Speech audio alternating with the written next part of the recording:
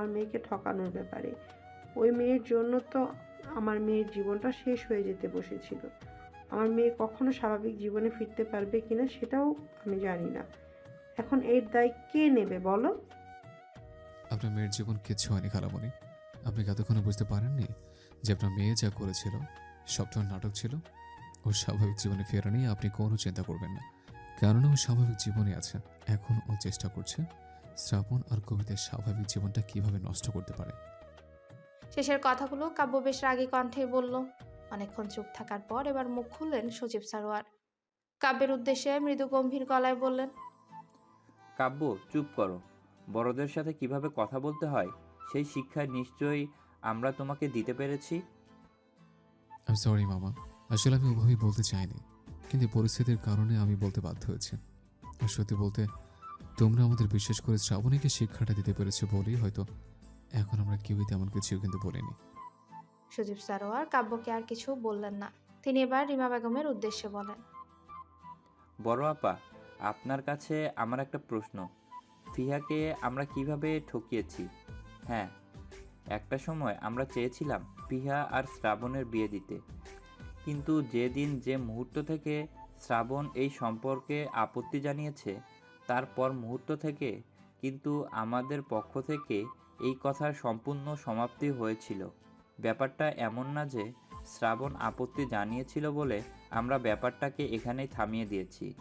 যদি ফিহার পক্ষ থেকে আপত্তি আসতো তাহলেও আমরা একই কাজ করতাম, কেননা আমাদের পরিবারে কখনোই আমরা ছেলে মেয়েদের ওপর কোনো কিছু চাপিয়ে দেই না।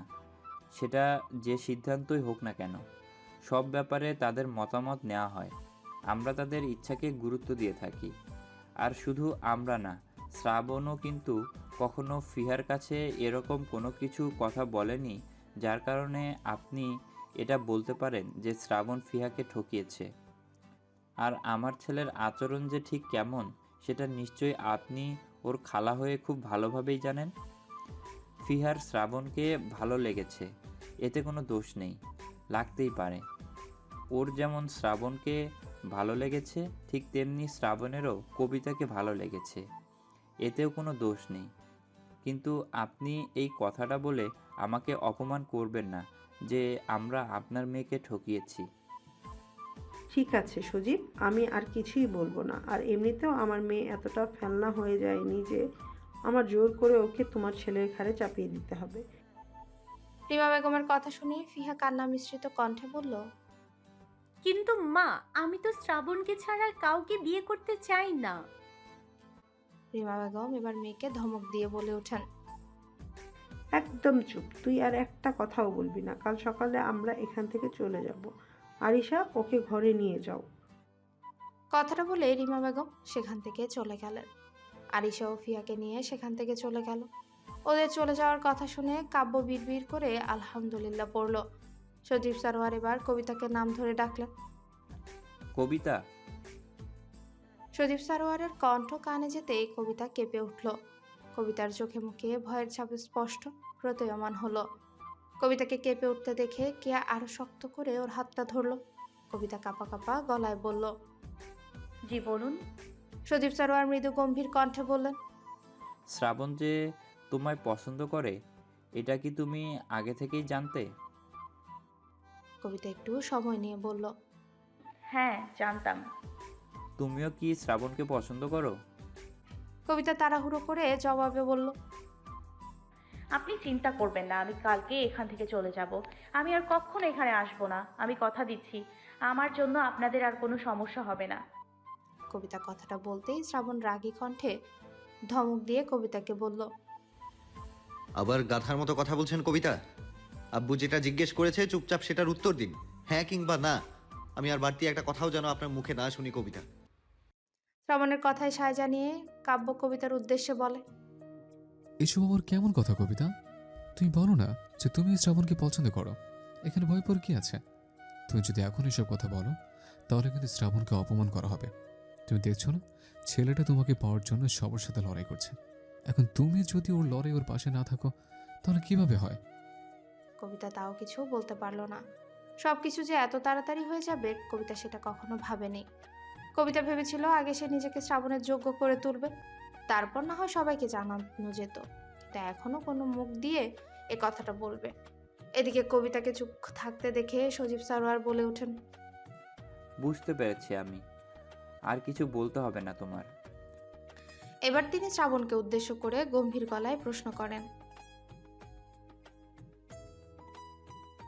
সজীব সারোয়ারের এই কথাটা শুনে শ্রাবণের বুকটা যেন কেঁপে উঠল। তার বাবা যে এমন কিছু বলতে পারে সেটা তার কল্পনারও বাইরে ছিল।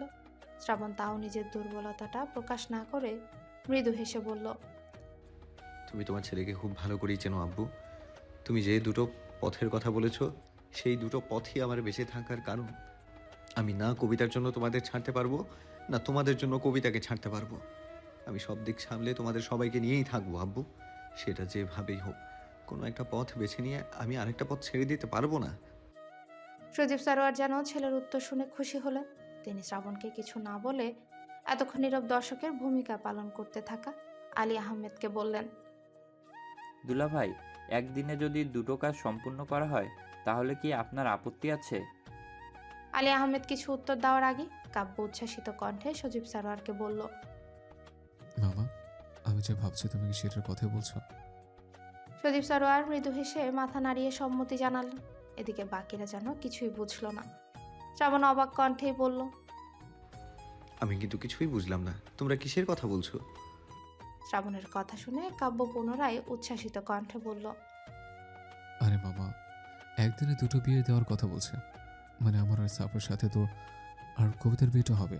শ্রাবণ, আমাদের স্বপ্নগুলো যখন বাস্তবে রূপ ধারণ করে তখন মাঝে মাঝে আমরা অবাকের মাত্রা হারিয়ে বাকহারা হয়ে পড়ি।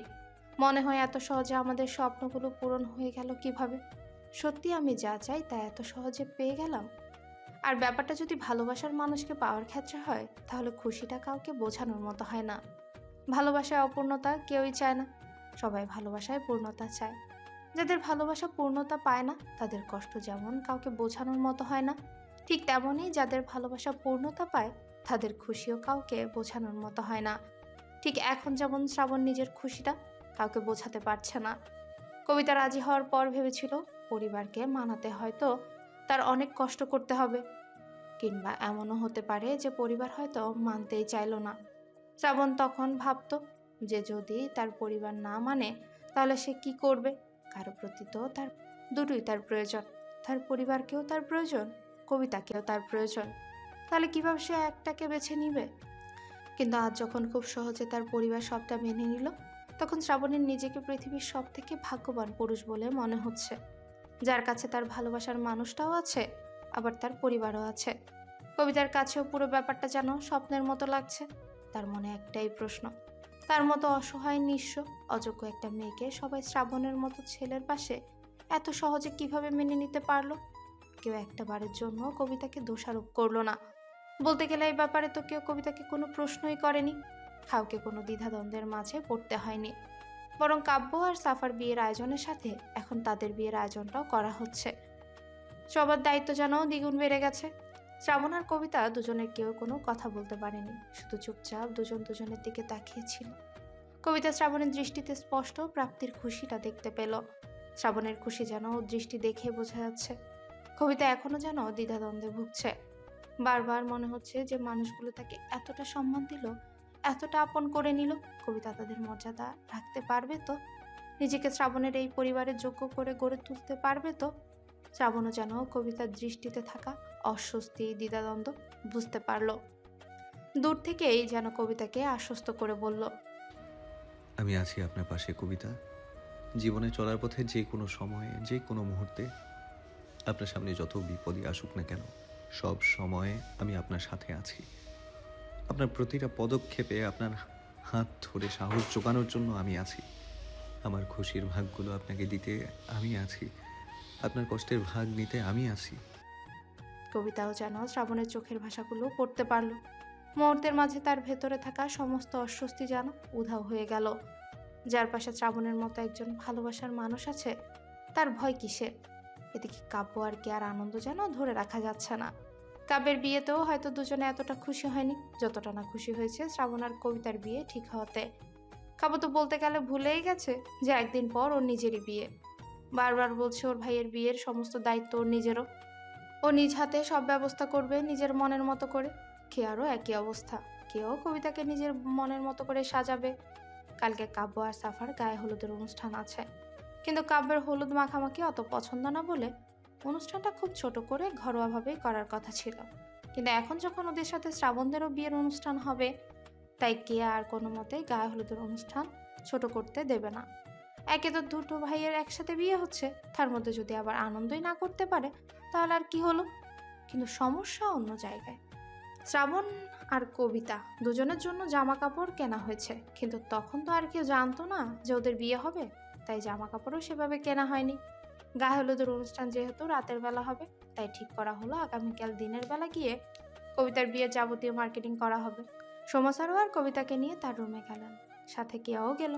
কবিতাকে বিছানায় বসিয়ে সোমা স্যারও আর আলমারি খুলে কয়েকটা গয়নার বাক্স আর শাড়ি বের করলেন। তারপর সেগুলো কবিতার কাছে নিয়ে এসে বলে, এগুলো আমার বিয়ের গয়না আর শাড়ি আমার শাশুড়ি আমাকে দিয়েছিলেন। আর এই গয়নাটা একদম নতুন, আমি আমার ছেলের বউয়ের জন্যই বানিয়ে রেখেছিলাম। আসলে হাতে সময় থাকলে তোমার পছন্দ অনুযায়ী কিনতাম, কিন্তু এখন তো সময় নেই। তুমি আপাতত এটাই পরে নাও, তোমার পছন্দ অনুযায়ী কিনে নিও। সোমা স্যারও আর কবিতাকে নিজের দিকে তাকিয়ে থাকতে দেখে মৃদু হেসে প্রশ্ন করে। কি দেখছো ওভাবে? কবিতা প্রশ্নাত্মক গলায় বলল, আপনি আমাকে আপনার ছেলের বউ হিসেবে এত সহজে মেনে নিলেন আন্টি? আপনার কোনো অভিযোগ নেই? আমি তো কোনো দিক থেকেই শ্রাবণের যোগ্য না। কবিতার কথা শুনে সোমা স্যারও আর মৃদু হেসে বলে, জানো তো কবিতা, আমার মা অনেক ছোটবেলায় মারা যায়, তারপর বাবা আরেকটা বিয়ে করে নেয়। আমি আর আমার আপা যে কত কষ্ট করে বেড়ে উঠেছে সেটা কেবল আমরা দুজনেই জানি। আমাদের জন্য আমরা দুজন ছাড়া আর কেউ ছিল না ভাবার মতো।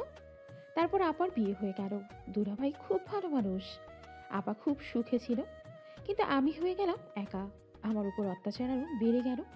তখন আমার উপরে রাগ দেখাতে না পেরে দুজনের রাগ আমার উপর দেখাতো। তারপর হুট করে একদিন শ্রাবণের বাবার সাথে আলাপ হয়। আমি যে কলেজে পড়তাম ও সেই কলেজের সিনিয়র ছিল। তারপর কিভাবে যে সবটা হয়ে গেল কিছু বুঝতেই পারলাম না। শুধু একটা বিষয় বুঝতে পেরেছিলাম, ওই মানুষটা আমাকে খুব ভালোবাসে। তিনি উচ্চবিত্ত পরিবারের উচ্চশিক্ষিত সুদর্শন একজন মানুষ, যুবক ছিলেন। আমারও কিন্তু কোনো যোগ্যতাই ছিল না ওনার পাশাপাশি হাঁটার। কিন্তু এই মানুষটা একটা মুহূর্তের জন্যে আমাকে এটা অনুভব হতে দেয়নি ওনার ইচ্ছে ছিল আজ উনি নিজে প্রতিষ্ঠিত হবেন, তারপর আমাকে অনেক ভুল করে ঘরে তুলবেন। কিন্তু এর মাঝে একদিন উনি আমার গালে চড়ের দাগ দেখতে পান। অন্যের এক মুহূর্তেই দেরি করেননি, ওই মুহূর্তেই আমাকে বিয়ে করেন। বিশ্বাস করো না, উনি জানতেন, জানার পরে এবার থেকে হয়তো এটা মেনে নেবে না, তারপরেও উনি কোনো কিছুই পরোয়া করেননি। ওনার সাথে একটাই কথা ছিল, উনি থাকতে আমার চোখে জল কেন আসবে। আমার শ্বশুর প্রথমে আমাদের সম্পর্কটা মেনে নেননি, কিন্তু আমার শাশুড়ি মেনে নিয়েছিলেন। উনি আমাকে নিয়ে বিয়ে বাড়ি ছেড়েও চলে এসেছিলেন। তখন আমাদের কোনো ঠিক ছিল না আমরা কোথায় যাব, কী খাবো, কিন্তু আমার হাতটা উনি শক্ত করে ধরেছিলেন। তারপরে আমরা আপনাদের বাসায় গিয়ে উঠি। ওই মানুষটা না তারপর থেকেই দিনরাত এক করে পরিশ্রম করত, শুধুমাত্র আমায় সুখে রাখার জন্য। আমাকে যেন অন্যের আশ্রয়ে না থাকতে হয় সেই জন্য সব রকমের চেষ্টা করতেন। আমি ওনাকে দেখে বুঝেছিলাম ভালোবাসা কখনো যোগ্যতা দেখে হয় না। যদি এমনটা হতো তাহলে আজকে ওনার সাথে আমিই থাকতাম না। বিশ্বাস করো মা, ওই দিন উনি আমার হাতটা ধরেছিলেন, ওই যে একদিন আমার চোখে জল মুছে দিয়েছিলেন, তারপর থেকে কখনো আমার চোখে খুশির জল ছাড়া কোনো জলই আসেনি। আমাদের বিয়েটা তো কোনো আয়োজন ছাড়াই হয়েছিল, একেবারেই সাদামাটা ভাবে। উনি ওনার জীবনের প্রথম উপার্জন দিয়ে আমার একটা লাল বেনারসি কিনে দিয়েছিলেন। এই যে এই শাড়িটাই উনি আমায় কিনে দিয়েছিলেন। তোমাকে নিয়ে আমার কোনো অভিযোগ নেই। আমি আমার স্বামীকে আর আমার ছেলেকে নিজের থেকেও বেশি বিশ্বাস করি। আর যখন ওরা দুজন মিলে সিদ্ধান্তটা নিয়েছে তখন এটা কখনো ভুল হতেই পারে না। আর আমি তো তোমাকে দেখেছি বলো, আমিও একটু হলেও মানুষ চিনতে শিখেছি। তুমি ভয় পেও না যে তোমায় নিয়ে আমরা কোনো অভিযোগ আছে। যে মুহূর্তে আমার স্বামী আর সন্তান তোমাকে মেনে নিয়েছে সেই মুহূর্তে আমিও তোমাকে মেনে নিয়েছি। আমি আমার স্বামীর সিদ্ধান্তের উপর চোখ বন্ধ করে বিশ্বাস করতে পারি মা। যে মানুষটা নিজের সবটা দিয়ে আমাকে ভালোবেসেছে, এতগুলো বছর ধরে আগলে রেখেছে, আমার হাতটা একটা মুহূর্তের জন্য ছাড়েনি, যার চোখে আমি আজও সে প্রথম দিনের মতোই আমার জন্য ভালোবাসার মুগ্ধতা দেখতে পাই, আমি বিশ্বাস করি সেই মানুষটাকে। আমি জানি সেই মানুষটা কখনো কোনো ভুল সিদ্ধান্ত নিতেই পারে না। নিজের ঘরে এসে দরজার কাছে দাঁড়িয়ে স্ত্রীর বলা সবগুলো কথাই সজীব সরোয়ার শুনলেন। তিনি নিজের কাছে যে প্রতিজ্ঞাটা করেছেন সেটা রাখতে পেরেছেন। কবিতা মুগ্ধ নয়নে সোমা সরোয়ারের বলা প্রতিটি কথা শুনল। সোমা সরোয়ারের হাতে থাকা শাড়িটা নিজের হাতে নিল, তারপর আবদারের কণ্ঠে বলল, আমি যদি আমার বিয়েতে আপনার শাড়িটা পরতে চাই তাহলে আপনি আমাকে দেবেন আন্টি? কবিতার কথা শুনে সোমা সরোয়ার অবাক কণ্ঠে বললেন, কিন্তু এটা তো অনেক পুরনো ডিজাইন মা, আর তাছাড়া আমি তো একবার পরেও ছিলাম। তোমার জন্য কালকে নতুন শাড়ি কিনে আনা হবে তো? হোক না পুরনো আন্টি, তাতে কি? এই শাড়িটার মাঝে যে ভালোবাসার স্মৃতি লুকিয়ে আছে সেটাই আসল। আর আমার কেন যেন প্রথম থেকেই মনে হচ্ছিল যে আপনিও চান যে আপনার ছেলের বউ এই শাড়িটা পরে। সত্যি বলতে সোমা সরোয়ার এটাই চাইছিলেন, কিন্তু কবিতাকে বলতে পারছিলেন না। তার ইচ্ছে ছিল তার কোনো মেয়ে হলে এই শাড়িটা তার মেয়ের বিয়েতে পরতে বলতো। তার মেয়ে না থাকায় ইচ্ছেটাকে তিনি ভুলে গিয়েছিলেন। আজ কেন যেন তার মনে হয়েছিল যে কবিতাকে বললে হয়তো তার ইচ্ছেটা পূরণ হতে পারে, কিন্তু বলতে অস্বস্তি হচ্ছিল। ভাবছিলেন কবিতা যদি ভাবে যে ওকে অবহেলা করা হচ্ছে, সেই ভয়ে আর বলতে পারেনি। সদীপ সারোয়ারও স্ত্রীর এই ইচ্ছেটা সম্বন্ধে খুব ভালোভাবেই জানতেন, আর কবিতা যে নিজ থেকে এই কথাটা বলেছে তাদের দুজনেই খুব খুশি হলেন। তার যে কোনো ইচ্ছে অপূর্ণ রাখতে মন চায় না, চেষ্টা করেন সবসময় তাকে খুশি রাখার, সবসময় তার সকল ইচ্ছে পূরণ করার। সোমা সরোয়ার মৃদু হেসে কবিতার গালে হাত রেখে আদুরি গলায় বললেন, এই তো তুমি প্রমাণ করে দিলে যে আমার স্বামী আর সন্তানের পছন্দ ভুল না। তোমার প্রতি আমার প্রথম দিন থেকে একটা আলাদা মায়া ছিল কবিতা, কেননা তোমার জীবনের সাথে আমার জীবনের অনেক মিল আছে। যদি আমার মনে হয় তোমার কষ্টের কাছে আমার কষ্টে একটু হলেও কম, কিন্তু তাও নিজের পরিবার যখন শুধু নামে মাত্র থাকে, সেই কষ্টটা যে কতটা ভয়ঙ্কর সেটা কাউকে বোঝানোর মতো হয় না মা। কিন্তু আমার জন্য যে খালামণিদের সাথে আপনাদের সম্পর্ক খারাপ হয়ে গেল আন্টি। এটাও তোমার কোনো দোষ নেই, ভুলটা ফিহা করেছে, আর আপাকে যা বলার সেটা শ্রাবণের বাবাই বলেছে। তাই প্রেক্ষিতে আমার আর কিছুই বলার নেই, উনি যা ভালো বুঝবেন আমি তাই করব। আমি আজ অবধি ওনার কোনো কথার অবাধ্য হইনি, ওনার কোনো কথার অমান্যও করিনি, আর ভবিষ্যতেও করব না। আর আমি অনেক আগেই বলেছি, তুমি ফিহা কিংবা কেয়া কারো মাঝে আমি কোনো পার্থক্য করি না। ওদেরকে যেমন আমার নিজের মেয়ের মতন ভালোবাসি, ঠিক তেমনি তোমাকেও বাসি। বরং আজ থেকে তুমি আমার আরও আদরের হয়ে গেলে, আমার একমাত্র ছেলের বউ বলে কথা। আমাকে দেখে কিন্তু একদম ভয় পাবে না। এমনকি আমার ছেলেও যদি তোমার সাথে কখনো খারাপ ব্যবহার করে আমাকে বলবে। অবশ্য আমি জানি আমার ছেলে কখনো এমন করবে না। ও তো ওর বাবার আদর্শে বড় হয়েছে, একদম ওর বাবার মতন। সোমা সরোয়ারের কথা শুনে পাশ থেকে কে অভিমানী কণ্ঠে বলে, বাহ মামি, এখন আমি পর হয়ে গেলাম, আমাকেও তো একটু আদর করছো না, আমাকে একটা গিফটও দিলে না। সোমা সরোয়ার মৃদু হেসে বলে, না রে মা, তোর আদর কমে যাবে কেন? গিফট তো কমেই গেল। তুই বল না তুই কি নিবি, আলমারি খুলে দেখ তোর কি পছন্দ হয়। আমার এসব কিছু চাই না, আমার অন্য কিছু চাই। আচ্ছা বল কি লাগবে তোর? আমার বিয়েটাও দিয়ে দাও না ওদের সাথে। ভাবো তো, একসাথে যদি তিনজনের বিয়ে দিয়ে দাও তাহলে তোমাদের কত খরচ কমে যাবে। ও মামি, তুমি মামাকে বলো না আমার বিয়েটাও যেন দিয়ে দেয়। কেয়ার কথা শুনে কবিতা আর সোমা সরোয়ার দুজনেই হেসে ফেলে। দরজায় দাঁড়ানো সজীব সরোয়ার গম্ভীর কণ্ঠে বলে, এখনই বিয়ে করে নিলে ভাইদের বিয়েতে মজা করবে কিভাবে? কথাটা বলেই উনি রুমে প্রবেশ করেন। সজীব সরোয়ারকে দেখে কেয়া ভয়ে চুপসে গেল, কাঁপা কাঁপা গলায় বলল, আমি আসলে মজা করছিলাম। সজীব সরোয়ার এগিয়ে এসে কেয়ার মাথায় হাত রেখে আদুরি গলায় বলল, ভয় পাওয়ার কিছু নেই, ওদের দুজনের বিয়েটা হয়ে যাক, তারপর সোহেলের বাড়ির লোকেদের সাথে তোমার বিয়ের আলোচনা করব। সজীব সরোয়ারের মুখ থেকে সোহেল নামটা শুনে কেয়া ভয়ে কেঁপে উঠল। এই নামটা তো তার জানার কথা নয়। সজীব সরোয়ার কেয়ার ভয়টা বুঝতে পেরে বলেন, শ্রাবণ আমায় বলেছে, আমি আর দুলাভাই সোহেলের সাথে এই নিয়ে কথা বলেছি। ও বলেছে আগে নিজে প্রতিষ্ঠিত হতে চায়, তারপর বিয়ে করবে। কেয়ার হঠাৎই চোখ পড়ল দরজার কাছে দাঁড়ানো শ্রাবণের উপর। শ্রাবণ হাস্যোজ্জ্বল মুখে দাঁড়িয়ে আছে। এদিকে কেয়াকে কথাটা বলেই সজীব সরোয়ার তার স্ত্রীকে নিয়ে একটা কাগজের উদ্দেশ্যে সেখান থেকে চলে গেল। ওনারা যেতেই শ্রাবণ রুমে প্রবেশ করে। কেয়া উচ্ছ্বাসিত কণ্ঠে শ্রাবণকে বলে, তুই ওয়ার্ল্ডের বেস্ট ভাই। Thank you thank you thank you so much Shraban. ধন্যবাদ দিতে হবে না, চুপচাপ রুম থেকে বের হ। আর দেখ কেউ যেন না আসে। শ্রাবণের কথা মতো সত্যিই কেয়া রুম থেকে বের হয়ে গেল। এদিকে শ্রাবণকে দেখে কবিতা গুটিসুটি হয়ে দাঁড়িয়ে পড়ে। শ্রাবণ কবিতাকে দেখে 2 কদম এগিয়ে গেল, বলল, আর তো মাত্র একটা দিন, তারপর তো আপনার কাছে যাওয়ার লাইসেন্স পেয়ে যাব। তখন আপনি কোথায় পালাবেন বলুন তো কবিতা?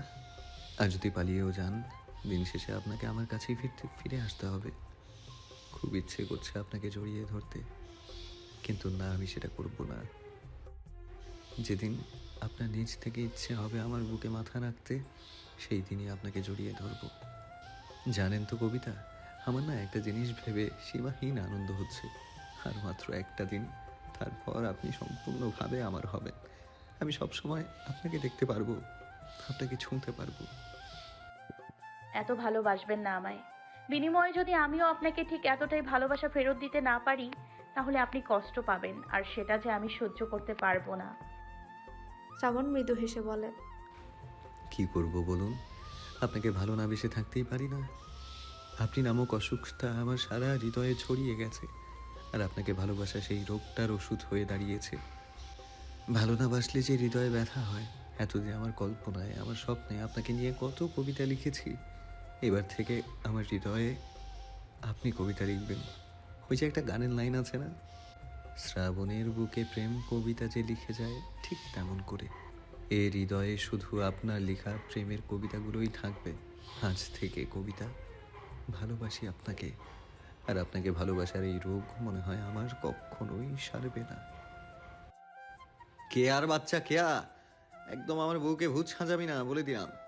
কেয়া বিরক্তিকর কণ্ঠে শ্রাবণের উদ্দেশ্যে বলে, তুই কমপক্ষে 10 বার এই কথাটা আমায় বলে ফেলছিস শ্রাবণ। আর একবার বললে আমি কিন্তু তোর মাথা ফাটাবো, বলে দিলাম। বের হয় এখান থেকে। আর মেয়েদের সাজগোজের ব্যাপারে তুই কি বুঝিস রে? এক্ষুনি এখান থেকে তুই বের হবি, না হলে কিন্তু আমি মামাকে ডাকে বলে দিলাম। শ্রাবণ কেয়ার মাথায় একটা গাট্টা মেরে বলে, মেয়েদের সাজগোজের ব্যাপারে আমার কোনো ইন্টারেস্ট নেই, বুঝেছিস? তোর যা ইচ্ছে তুই সাজ, তুই ভূত সাজ, পেতনি সাজ, না শাকচুন্নি সাজ, তাতে আমার কিচ্ছু যায় আসে না, কিন্তু আমার বউকে একদম সাজাবি না এইসব। শ্রাবণের কথা শুনে কবিতা এবার হালকা বিরক্তিকর কণ্ঠে বলল, আপনি প্লিজ যাবেন না এখান থেকে এখন। কি শুরু করেছেন তখন থেকে বলুন তো? কে আপু আছে তো, আর তাছাড়া আমি নিজেই অত সাজবো না, চিন্তা করবেন না। আপনি যান তো এখান থেকেই। কবিতার কথা শুনে শ্রাবণ আর কিছুই বলল না, চুপচাপ সেখান থেকে চলে গেল। শ্রাবণ চলে যেতে কেয়া আবারও কবিতাকে গায়ে হলুদের অনুষ্ঠানের জন্য সাজাতে ব্যস্ত হয়ে পড়ে। কবিতাকে সাজানো শেষ করে কেয়া নিজেও তৈরি হয়ে নেয়। কেয়া খুব ভালো সাজাতে পারলেও শাড়ি পরাতে পারে না। কবিতাকেও শাড়িটা সমাচারই পরিয়ে দিয়ে গেছেন। কেউ তাই নিজের শাড়িটা নিয়ে শ্রাবণদের ফ্ল্যাটে গেল। রুমে এখন কবিতা একাই আয়নায় নিজেকে খুঁটিয়ে খুঁটিয়ে দেখছে। আজ কতগুলো দিন পর যে কবিতা নিজেকে এতটা মনোযোগ দিয়ে দেখেছে সেটা সে জানে না। শুধু মনে হচ্ছে আজ তার জীবনের একটা বিশেষ দিন। আজ যেন তাকে অন্য দিনগুলোর থেকে আলাদা লাগে, তার বিশেষ মানুষটার পাশে যেন তাকে মানায়। কবিতার এসব ভাবনার মাঝে দরজায় কারো করাঘাতের শব্দে ধ্যান ভাঙে। সেদিকে তাকিয়ে দেখলো ফিহা দাঁড়িয়ে আছে। ফিহাকে দেখে কবিতা বেশ অবাক হলো। ফিহাদের আজ সকালে চলে যাওয়ার কথা থাকলেও শেষে বাড়ির সবার জোরাজুরিতে থেকে গেছে। বলতে গেলে ফিয়া নিজেও থাকতে চেয়েছিল, সেজন্য রিমা বেগমও আর আপত্তি করেনি। ফিয়ার মুখে মৃদু হাসি ফুটিয়ে কবিতার উদ্দেশ্যে বলে, আসতে পারি? কবিতাও মুখে মৃদু হাসি ফুটিয়ে ভেতরে আসার অনুমতি দিল। অনুমতি পেয়ে ফিয়া ভেতরে এলো। মুখে হাসি ফুটিয়ে ব্যঙ্গাত্মক গলায় কবিতার উদ্দেশ্যে বলল, দেখেছো কবিতা, ভাগ্য কাকে বলে? আমায় আজ তোমার থেকে অনুমতি নিয়ে ভিতরে আসতে হচ্ছে। অথচ একটা সময় ছিল যখন আমি নির্দ্বিধায় এই বাড়ির যে কোনো জায়গায় যেতে পারতাম। আমাকে কোনো অনুমতি নিতে হতো না। ফিয়ার খোঁচা দেওয়ার কথা বুঝতে পেরে কবিতাও মৃদু হেসে বলে, আসলে আপু, অনুমতি নিয়ে ভেতরে প্রবেশ করাতে কখনো কারোর ভাগ্য বদলে যায় না। এটাকে ভদ্রতা বলে, তাই এটা নিয়ে এত আফসোস করার কিছুই নেই। তুমি তো এখন এটা বলবেই কবিতা, কারণ তোমার জীবন থেকে সব আফসোস যে দূর হয়ে যাচ্ছে। এই দেখো না, আজ তোমার জায়গায় হলুদের জামদানি শাড়ি, তাজা ফুলের গহনা পরে সুন্দর করে সেজে শ্রাবণের পাশে আমার বসে থাকার কথা ছিল, অথচ তুমি আমার ভাগ্যটাই কেড়ে নিলে আমার থেকে। কেউ কখনো কারোর থেকে তার ভাগ্য কেড়ে নিতে পারে না আপু। হ্যাঁ, হয়তো আপনার এখানে থাকার কথা ছিল, কিন্তু কি বলুন তো, আপনার এই কথাই হয়তো আ- নামক একটা শব্দ ছিল, আর সেজন্যই হয়তো আপনি আজকে এই জায়গায় নেই। আচ্ছা, বাদ দাও এসব কথা। তোমায় কিন্তু খুব সুন্দর লাগছে কবিতা, বিশেষ করে শাড়িটা কিন্তু তোমার গায়ে দারুণ মানিয়েছে। শাড়িটা তো মনে হচ্ছে অনেক দামি, তাই না? তোমার ভাগ্যটা কিন্তু দারুণ। তুমি কি ছিলে আর আজকে কি হয়ে গেলে বলো? না হলে তুমি কখনো স্বপ্নেও ভাবতে পেরেছিলে যে তুমি এত দামি শাড়ি পরতে পারবে? একদম ঠিক বলেছেন, আমার ভাগ্যটা সত্যিই দারুণ। আর এই শাড়িটা অনেক দামি। আমার হবু শাশুড়ি মা আমাকে নিজে পছন্দ করে এই শাড়িটা কিনে দিয়েছেন। ওনার তো একবার দেখেই এই শাড়িটা পছন্দ হয়ে গিয়েছিল। বারবার শুধু বলছিলেন আমার ছেলের বউয়ের গায়ে এই শাড়িটাই সব থেকে বেশি মানাবে। আসলে ওনার কাছে এই শাড়ির দামের চাইতে ওরা ছেলের বউয়ের দামটা অনেক বেশি, তাই নিজে ভালোবেসেই আমাকে কিনে দিয়েছেন। আর যদি বলেন স্বপ্নের কথা, তাহলে আমি এত দামি পরার স্বপ্ন কিংবা লোভ কখনোই করিনি, কিন্তু আমার ভাগ্যে এটা ছিল, সেজন্যই তো আমি পেয়ে গেছি। সেই জন্যই তো বললাম তোমার ভাগ্যটা খুব ভালো। না হলে কি আর আমার শ্রাবণকে এত সহজে তুমি আমার থেকে কেড়ে নিতে পারতে? এই কথাটা কিন্তু আপনি একদমই ভুল বললেন। শ্রাবণ কখনোই আপনার ছিল না। হ্যাঁ, আপনি হয়তো ওনাকে ভালোবাসতেন, কিন্তু ভালোবাসতেন, খুব ভালোবাসতেন, কিন্তু উনি কখনো আপনাকে ভালোবাসেন। আর আমি আপনার থেকে শ্রাবণকে কেড়ে নেইনি, উনি আমার ভাগ্যে ছিলেন। আর অবশ্যই আমার ভাগ্যটা ভালো, না হলে কি আর শ্রাবণের মতো একজন স্বামী, এত ভালো একজন পরিবারকে পেতাম? পেতাম না।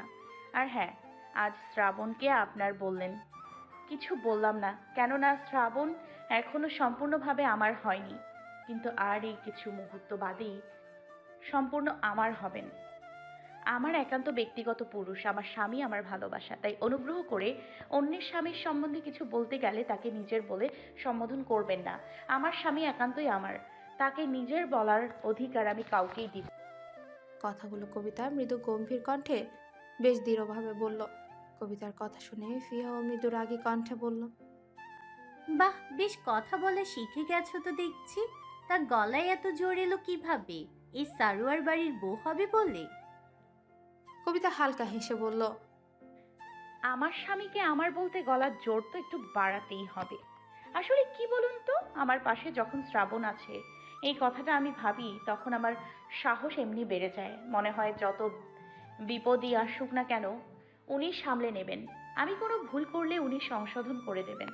যদি আমি ঠিক কাজ করি তাহলে উনি উৎসাহ দেবেন। তাহলে সব ক্ষেত্রে যখন আমার পাশে উনি আছেন, তাহলে আমার আর ভয় কিসের বলুন? তাই গলার জোর আপনা আপনি বেড়ে গেছে। এতদিন উনি ছিলেন না তো, তাই সব কিছুতেই ভয় পেতাম, কিন্তু এখন আমার পাশে উনি আছেন, এই কথাটা ভাবতেই আমার শান্তি লাগে। ফিয়া পুনরায় রাগী কণ্ঠে বলল, আমার সুখ কেড়ে নিয়ে তুমি কখনোই শান্তিতে থাকতে পারবে না। তোমার কি মনে হয় শ্রাবণ নিজের ভুলটা বুঝতে পারবে না? দেরিতে হলেও ঠিকই বুঝতে পারবে। দেখবে, ও তখন ঠিক তোমাকে ছেড়ে আমার কাছে আসবে। সময় থাকতে তাই নিজ থেকে সরে যাও, না হলে পরে কিন্তু আফসোস রাখার জায়গা পাবে না।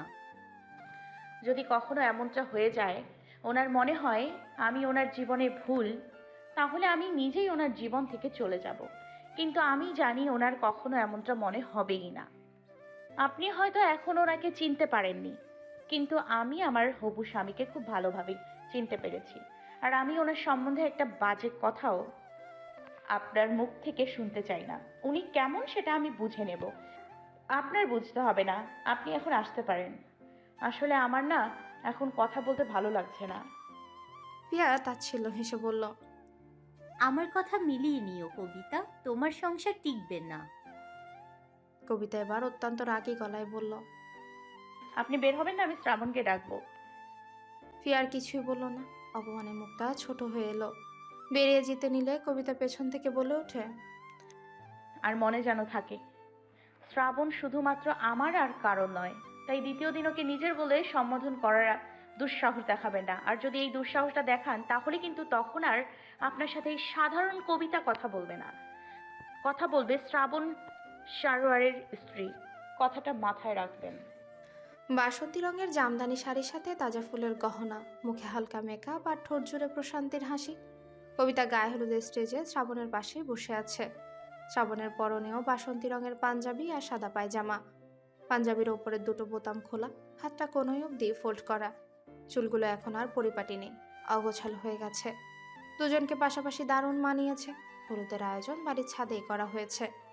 কাব্যের এই অনুষ্ঠানটা পছন্দ না বলে শুরুতে ওকে অল্প একটু হলুদ লাগিয়ে কাব্যের গায়ে হলুদ অনুষ্ঠান শেষ করা হয়েছে।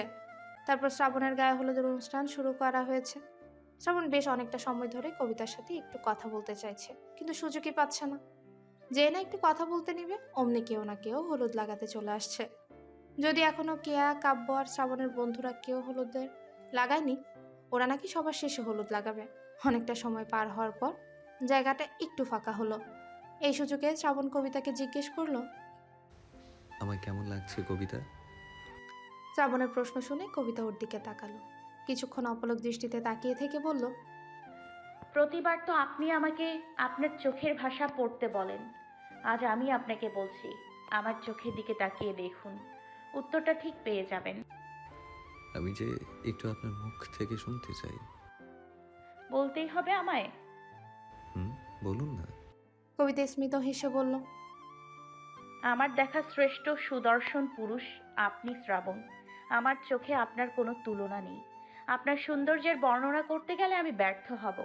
শুধু এতটুকুই বলতে পারবো, আমি আমার কল্পনায় যেমন ছবি আঁকতাম, আমার স্বপ্নের যেমন ছবি ভাসতো, আপনি তার থেকেও 1000 গুণ বেশি সুন্দর। আর আপনার মনটা তো আপনার বাহ্যিক সৌন্দর্যের চাইতেও আরো বেশি সুন্দর। শ্রাবণ মুগ্ধ নয়নে কবিতার বলা কথাগুলো শুনল। সমস্ত হৃদয় জুড়ে একটা প্রশান্তির হাওয়া বয়ে গেল।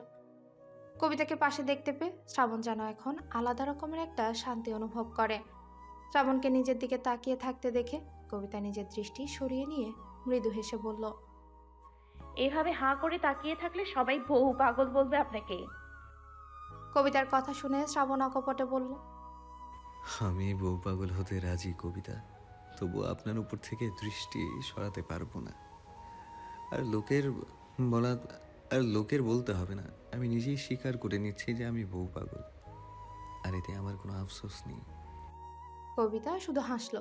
শ্রাবণ তৃষ্ণাত্ম গলায় কবিতার উদ্দেশ্যে বলল, একবার বলবেন কবিতা যে আপনি আমায় ভালোবাসেন? শ্রাবণের কণ্ঠে তার ব্যাকুলতা স্পষ্ট হয়ে উঠল। কবিতার মুখ থেকে এই কথাটা শোনার তীব্র ইচ্ছে, আকাঙ্ক্ষাটা ফুটে উঠল।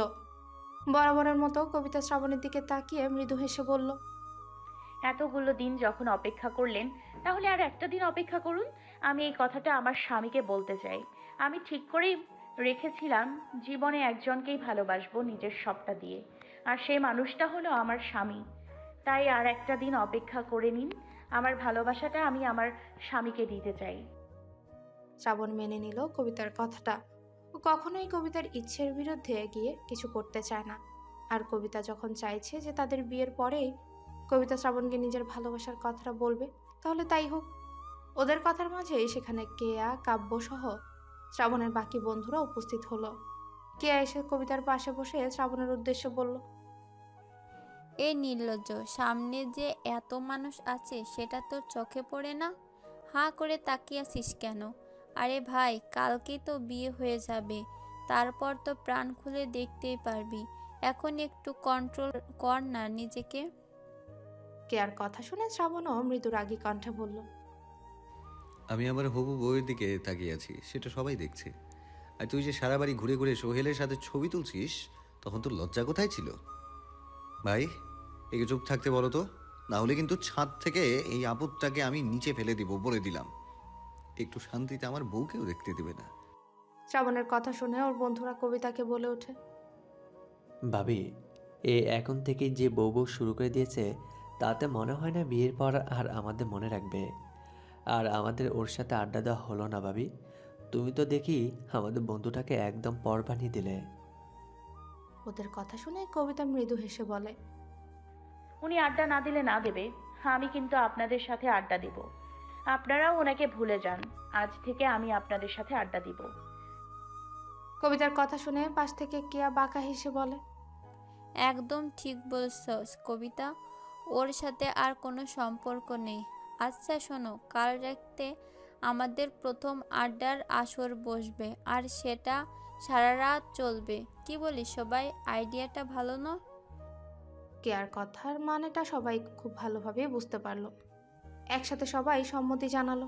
শ্রাবণ প্রথমে ব্যাপারটা বুঝতে না পারলেও পরে যখন বুঝতে পারলো, সাথে সাথে আপত্তি জানিয়ে বলল, অসম্ভব। এই, তোদের সাহস তো কম না? আমার বউকে নিয়ে যাবি অথচ আমার থেকে অনুমতি নেওয়ার প্রয়োজনই মনে করছিস না? আর তোদের কি লজ্জা বা দয়া কোনোটাই নেই?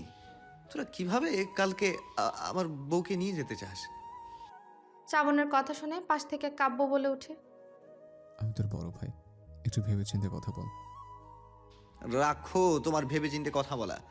এদিকে এরা বাসর রাতে আমার বউকে নিয়ে পালানোর বুদ্ধি করছে, আর তুমি আমায় ভেবেচিন্তে কথা বলতে বলছো? এই, তোরা কি ভুলে গিয়েছিস যে কাব্য ভাইয়েরও বিয়ে হচ্ছে? ভাইয়ের সাথেও লাগ না, ধরে নে না শুধু ভাইয়েরই বিয়ে হচ্ছে, আমার না। কেয়া বলল, শখ কত শোন, তোদের দুটোর বউ নিয়ে আমরা আড্ডা দিতে বসবো। সাপা আপির সাথে তো কথাটি হয়ে গেছে এ ব্যাপারে। কবিতা, তুমি বলো তো যে তুমি আমাদের সাথে আড্ডা দেবে? এদের এসব কথা শুনে কবিতা এমনিতেই লজ্জায় মিয়ে গেছে।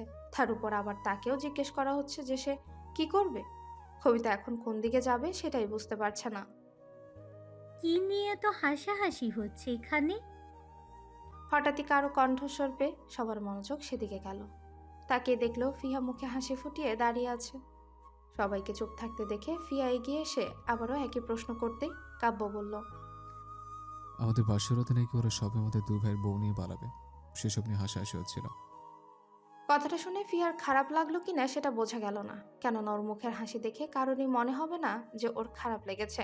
ফিয়া হাসি মুখেই কবিতার উদ্দেশ্যে বলে, আমার তৈরি হয়ে আসতে একটু সময় লাগলো, এবার আমি হলুদটাকে লাগাই কেমন? কথাটা বলে ফিয়া কবিতার গায়ে হলুদ লাগায়। এবার শ্রাবণের গালে হলুদ লাগানোর জন্য হাতটা বাড়াতে শ্রাবণকে থামিয়ে দিল। তারপর ফিয়ার উদ্দেশ্যে হালকা হেসে বলে, এক মিনিট, আগে আমার হবু স্ত্রীর থেকে শুনি যে অন্য নারী স্পর্শ করলে তার কোনো আপত্তি আছে কিনা।